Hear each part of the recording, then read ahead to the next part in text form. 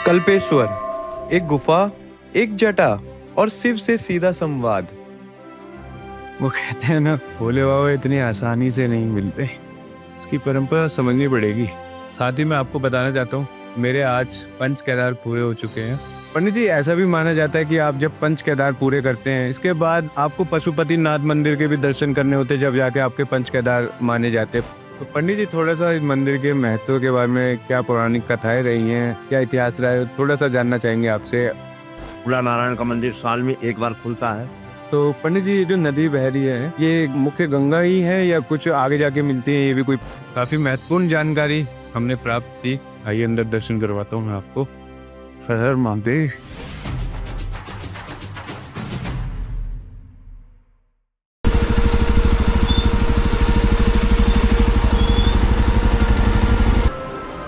तो यहाँ पे थोड़ी सी चढ़ाई मिलेगी आपको मंदिर तक पहुँचने के लिए।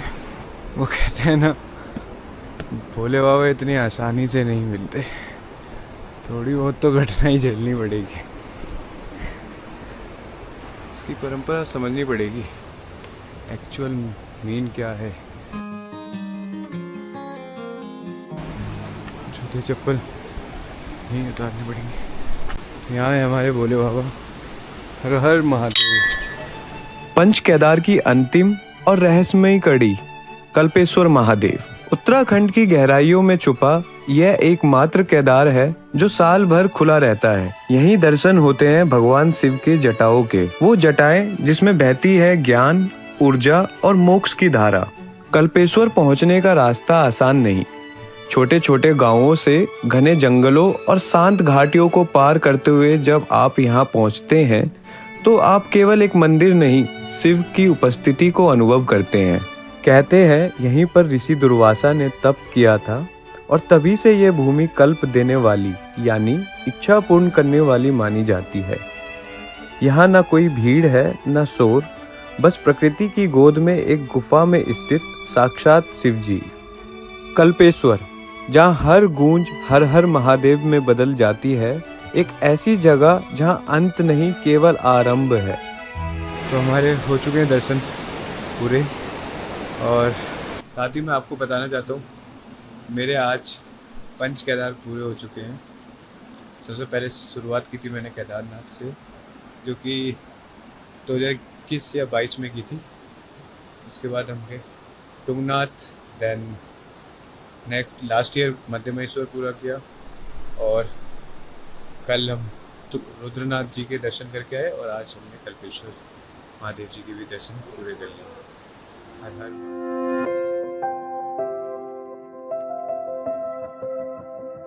तो अभी हमारे साथ है यहाँ के मुख्य पंडित जी।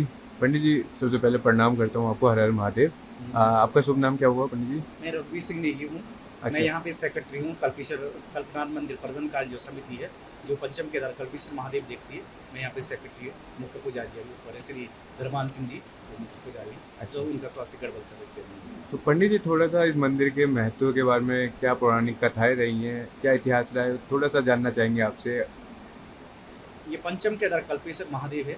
यहाँ शिव के जटा रूप की पूजा होती है। बाकी 4 केदार 6 महीने के लिए बंद हो जाते हैं, ये 12 महीने खुला रहता है। 12 महीने इसलिए खुला रहते कि शिव की जटाओं में गंगा विराजमान है, गंगा के कारण ये स्थान 12 महीने खुला रहता है। यहाँ पर महाशिवरात्रि को संतान प्राप्ति का मेला लगता है।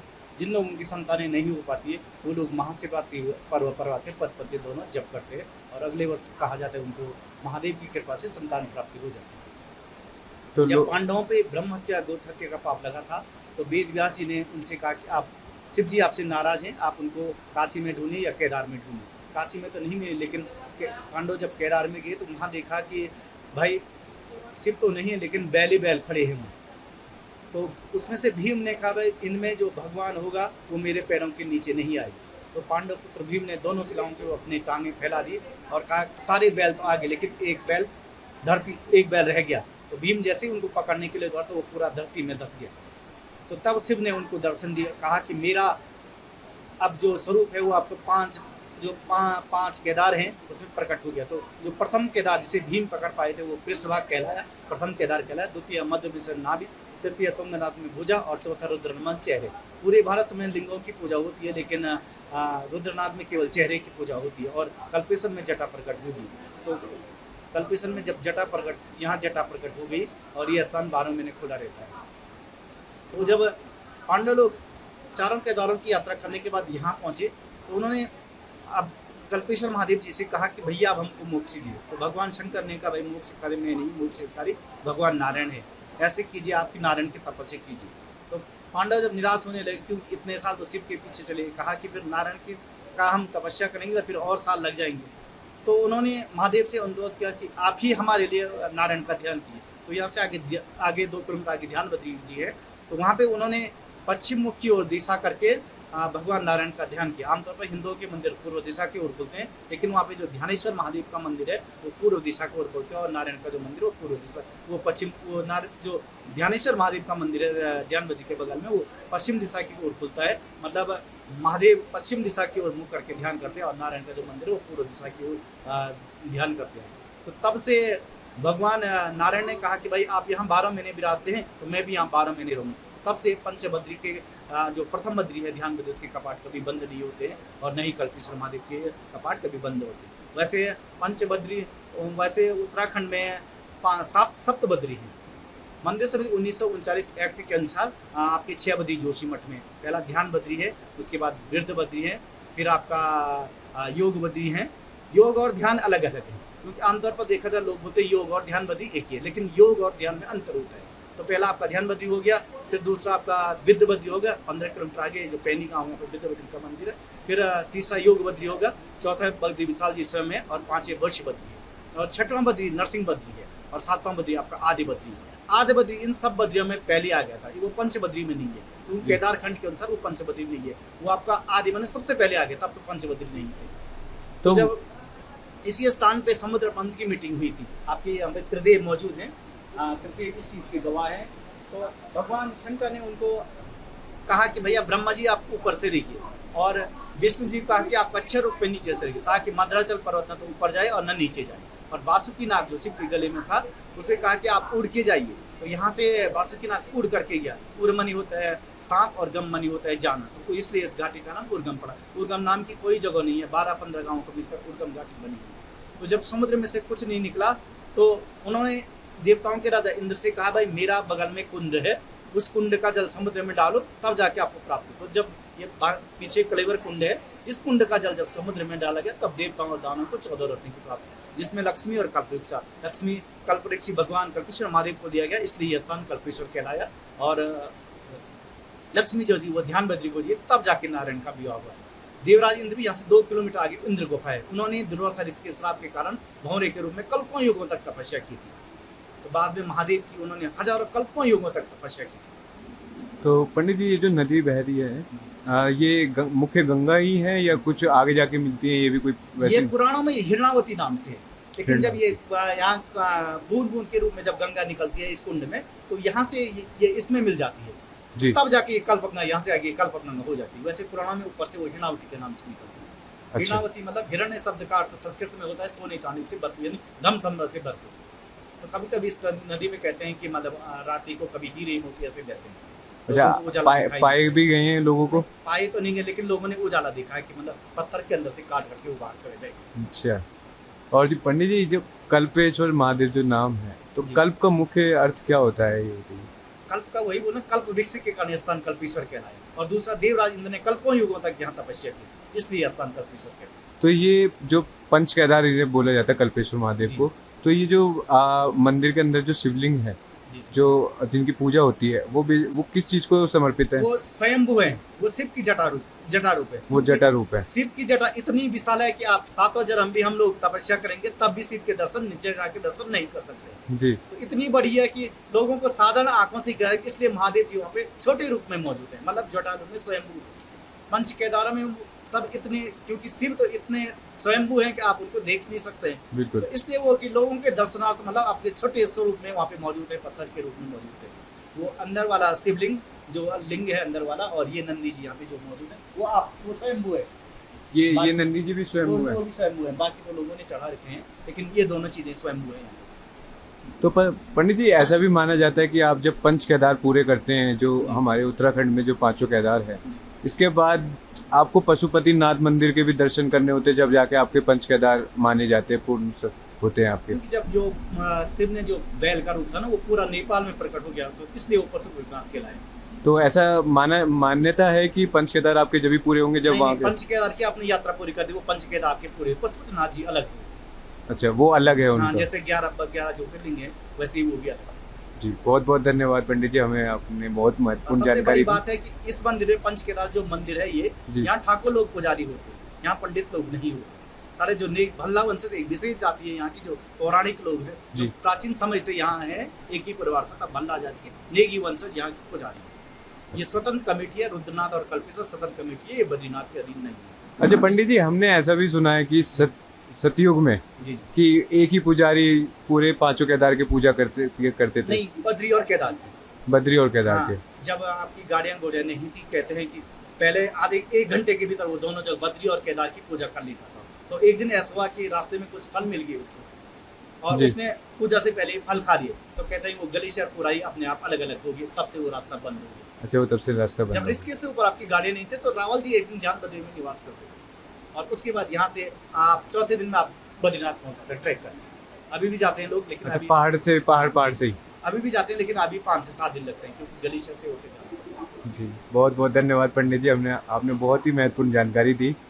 तो ये थे यहाँ के मंदिर के तथ्य और रहस्य, कैसे मंदिर बनाए गए पांडवों द्वारा। और जिस नदी की बात कर रहे थे पंडित जी, वो नदी ये है, तो पंडित जी ने ये बनाया हमें। काफ़ी महत्वपूर्ण जानकारी हमने प्राप्त की, नई नई जानकारी, ऑलमोस्ट थोड़ी बहुत तो मुझे भी पता थी यहाँ के बारे में, और बेसिक चीज़ें ही खाली पता थी, और अभी पंडित जी द्वारा सारी महत्वपूर्ण जानकारी हमें प्राप्त हुई। काफ़ी अच्छा लगा यहाँ के मंदिर के रहस्य के जान के, मंदिर की पौराणिक कथाएं सुन के, और क्या क्या कनेक्शंस रहे हैं मंदिर से जुड़े भगवान के लोगों के, वो भी देखा, हमने सुना। तो बस इसी के साथ हमारी यात्रा संपूर्ण होती है और विदा लेते हैं हम आपसे। अगर वीडियो अच्छी लगी हो तो वीडियो को बिल्कुल लाइक करना ना भूलें, कमेंट करें, शेयर करें जो अपने दोस्तों के साथ, जो भी आप प्लान कर रहे हैं पंच केदार पूरे करने का या कल्पेश्वर महादेव आने का, और चैनल को सब्सक्राइब करना बिल्कुल ना भूलें। हम ऐसी रियल टाइम यात्रा आपके साथ लेके आते रहेंगे। तब तक के लिए हर हर महादेव, हर हर महादेव।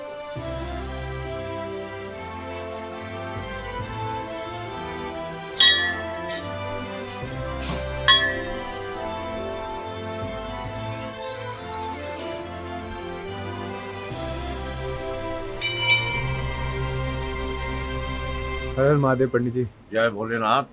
तो पंडित जी, दर्शन तो हमारे हो गए पूर्ण, अच्छे से हुए दर्शन। पंडित जी से हमने थोड़ी बहुत जानकारी भी ली। तो ये पूरा गांव है यहाँ पे बसा हुआ? हाँ जी, इन घाटियों में अभी यहाँ से 4 किलोमीटर और ऊपर पैदल मार्ग है, आप जाएंगे तो एक गांव है, वहाँ एक मंदिर भी है फूला नारायण का। ये कल्पेश्वर भगवान से ऊपर ये गांव है, और फूला नारायण का मंदिर साल में एक बार खुलता है। वो कब सावन खुलता के है? महीने में अच्छा, सावन 1 महीने का मेला लगता है यहाँ। हाँ, तो ये फूला नारायण है ऊपर, और इन पर्वत के सामने आप देखेंगे बहुत ऊंचाई पे बंशी नारायण है, तो वहाँ का भी मेला लगता है। वहाँ बंशी मेला नारायण, लगता है? हाँ, बंशी नारायण भी है ऊपर। और ये उर्गम गांव है, ठीक है, नीचे जो गांव है वो उर्गम है। और ये यहाँ पंच केदार में एक केदार भोलेनाथ यहाँ है, इनका नाम है कल्पेश्वर महादेव। ये यहाँ भगवान की जटा के रूप में पूजा होती है, और 12 महीना ये मंदिर खुला रहता है। तो यहाँ का ठंड में मौसम कैसा रहता है? ठंड में यहाँ का मौसम, आज अभी तो मई का महीना है, तब भी आपको कम्बल की जरूरत और जैकेट आप पहने हुए हैं, जी जी। तो अंदाज लगा लीजिए ठंडियों में यहाँ क्या होगा। जब भी मेरे मतलब हाँ, ये सब नदियाँ जम जाती हैं, बर्फ हो जाती हैं। ये पूरी नदी ये जम कल्प जाती है? गंगा है, इनका नाम है कल्प गंगा। अच्छा, ये पता नहीं किस ऊंचाई से आ रही है। तो ये कहाँ जाके मिलती है और किस ये नदी से मिलती है? अलकनंदा में मिल जाएंगी। ये अलकनंदा में हाँ, मिल जाएगी। अलकनंदा फिर नीचे जाएगी, अपना देवप्रयाग से गंगा बन जाएंगी सब। वो मंदाकिनी हाँ, के साथ। मंदाकिनी में होते हुए कई गंगा एक साथ मिलती हैं देवप्रयाग में। तो ये उद्गम कहाँ से है इस नदी का? इस सब उद्गम इसका कैलाश मानसरोवर से ही इसका टचिंग है सबका। अच्छा, हाँ, वहाँ से होते हुए ऊपर जितने ग्लेशियर हैं, वो ग्लेशियर पिघलते हैं, तो वो पुराने जमाने में नाम रखेगा इनके द्वापर त्रेता में, उस हिसाब से आज भी इनका नाम वही चला आ रहा है। हालांकि ये हमारे ग्लेशियर हैं जो सबसे ऊंचाई मट्ठों से पिघलते हैं, वो एक एक बूंद इकट्ठा होके ये नदी का रूप ले लेते हैं, समझे ना। यही सृष्टि है। वो ग्लेशियर वहाँ उतनी ऊंचाई पे कौन जमाता है वो भगवान वही, जाने भाई। हाँ, बिल्कुल ये तो बिल्कुल। नारायण का काम है। हाँ, जी जी और यहीं आप लोग भी आइए, कल्पेश्वर भगवान का दर्शन करिए। जी, बिल्कुल, बहुत अच्छे हाँ, दर्शन हुए। अब पंचकेदार में जाएंगे एक केदार घर, ये बैठे हैं बाबा, थोड़े देर घर वालों को बताएंगे तो हाँ, उनको भी सुंदर। उत्सुकता होगी। और ऊपर फूलों की घाटी भी है। यही अभी ये 5-6 किलोमीटर ऊपर जाएंगे गांव से ऊपर तो इधर फूलों से ही की ये घाटी- रास्ता जाता है हाँ, क्या? ये रास्ता जाएगा। अभी 4 किलोमीटर ऊपर गांव है। वहाँ के बच्चे आते हैं डेली नीचे 4 किलोमीटर और नीचे जाते हैं पढ़ाई करने। फिर अभी छुट्टी हुई है तब अभी गए हैं बच्चे सब। तो वो यहाँ डेली भोजन जाते हैं करते ऐसे ही? हाँ, डेली यहाँ भोजन करते हैं। महाराज जी का 50 साल पुराना धुना है नागा सन्यासियों का। ये दशम जूना अखाड़े का धुना है। संतोष गिरी जी महाराज यहाँ रहते थे। ये वो अभी- अखंड ज्योत है? हाँ, वो अखंड ज्योत है, 24 घंटा जलती रहती है। और अभी संत गए हैं नीचे थोड़ा बाजार में सामान लेने, कुछ चलिए, ऐसा ही है। बोले 10 साधु का भंडारा यहाँ बच्चों का डेली चलता है। डेली चलता है। हाँ हाँ, बच्चे स्कूल से आएंगे, यहाँ भोजन करेंगे तब जाएंगे। और साधु लोग रोज बना के रखते हैं उनके लिए। तो ये किसी कमेटी द्वारा, किसी ना, ना, ट्रस्ट ना, द्वारा, कोई नहीं। या आप लोगों जो की दान खुद की? पुण्य आ गया यहाँ चावल दाल संत के पास, या फिर संत अपने जेब से खरीद के भी करता है। जी, और कोई कमेटी नहीं है। बोले बहुत बढ़िया, बहुत हाँ। बढ़िया। धन्यवाद पंडित जी, काफी अच्छा जय हो, लगा जय हो, बोले सेवा देख के वाह, आपकी। वाह। हर हर महादेव।